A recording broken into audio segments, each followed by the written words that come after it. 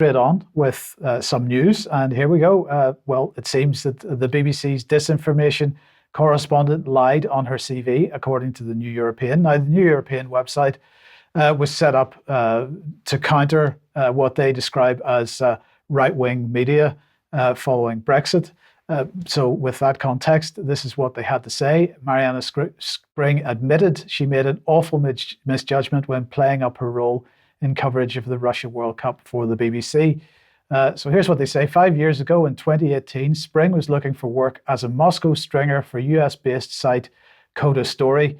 In her application to editor-in-chief Natalia Anteleva, she included a CV which claimed to have worked alongside BBC correspondent Sarah Rainsford on the corporation's coverage of the Football World Cup held in Russia. The entry in her CV read, June 2018, reported on international news during the World Cup, specifically the perception of Russia with BBC correspondent Sarah Rainsford. This claim was, unfortunately, says the New European, pure disinformation. In reality, she had merely met Rainsford in a couple of social situations. The claim was a lie.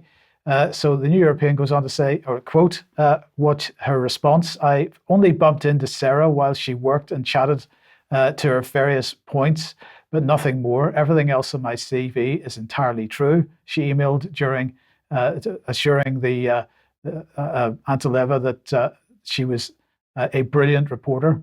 There's absolutely no excuse at all. And I'm really sorry again, Spring told Anteleva in emails seen by Mandrake, that's the reporter in this case, the only explanation at all is my desperation to report out in Moscow and thinking it wouldn't be a big deal, which is totally naive and stupid of me.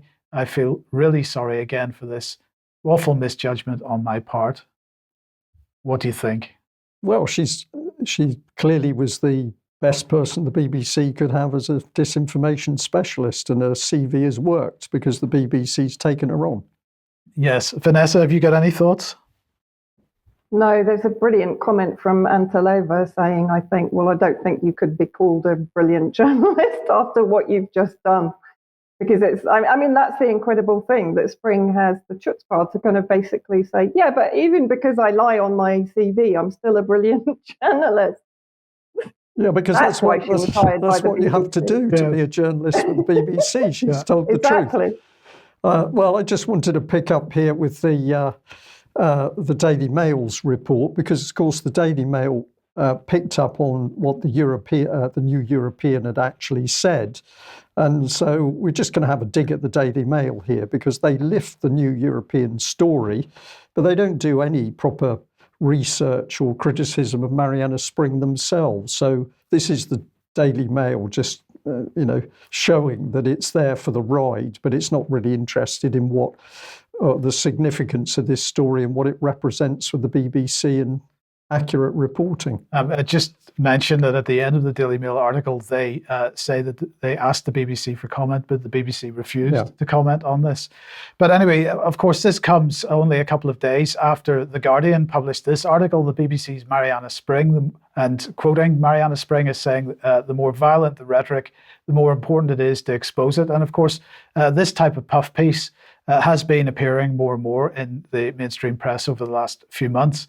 And the question is why? Well, of course, it's because the Online Safety Bill is finally making progress through Parliament. So it has passed through the House of Lords. If we just bring on its current state, it's passed through the House of Lords. It's now gone back to the House of Commons for consideration of amendments. And this is the final stage before it becomes law. Now, the question is, how did it get through the House of Lords? Well, because there was an apparent backtrack by the government on the issue of end-to-end encryption.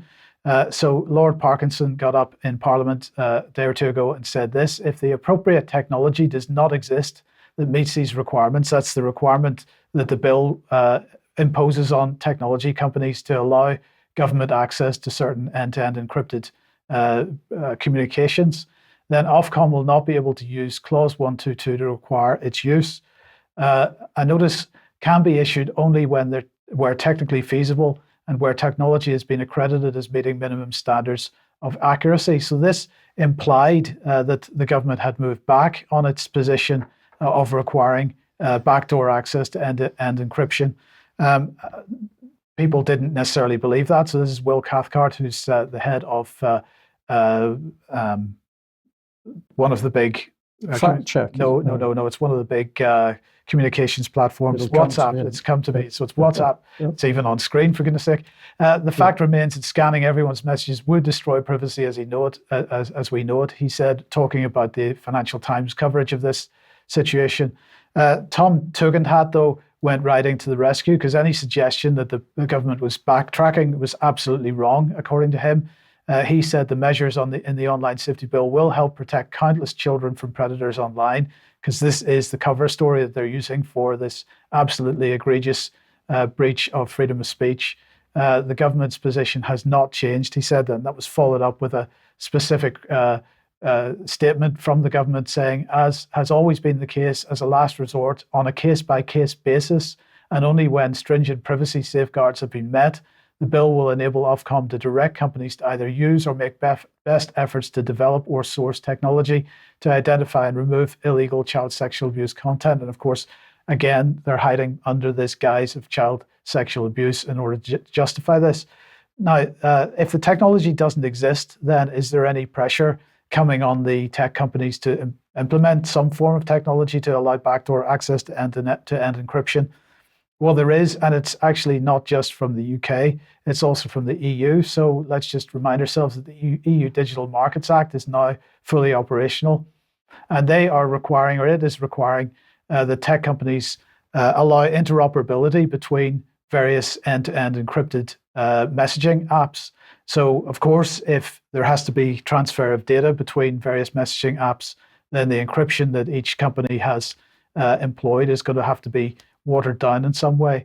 Well, we'll see how that particular course of action transpires, how that puts pressure on the tech companies. But in the meantime, I just want to finally remind everybody that it's not just the online safety bill which is putting pressure on end-to-end encryption. It's also the RIPA, the Revised Investigatory Powers Act. And if you remember, we were talking about this a couple of weeks ago, this idea of notices and the new regime. This goes hand in hand with online safety bill. And there was a consultation which closed on the 31st of July. We're still waiting for the government's response to that consultation. But just to remind you that this upgrade to the investigatory powers was creating several new types of notice. One is a data retention notice.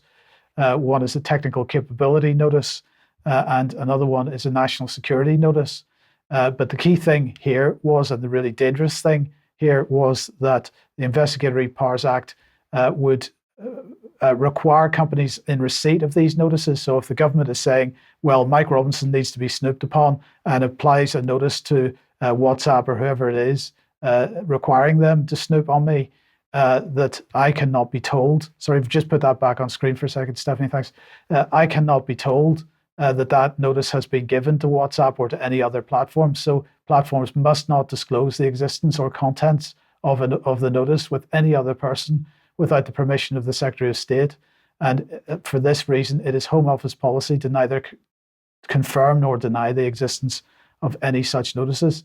This is hugely dangerous. Well, it's absolute Stasi state, and they're not even trying to hide the idea that this is where they, what they're doing, and the cynicism that they use the protection of children as the excuse to bring this stuff in is simply despicable, because everything else we see happening in UK in 2023 is to do with the abuse of children by the state, as we'll see as we get further into the news today. Yes. Okay.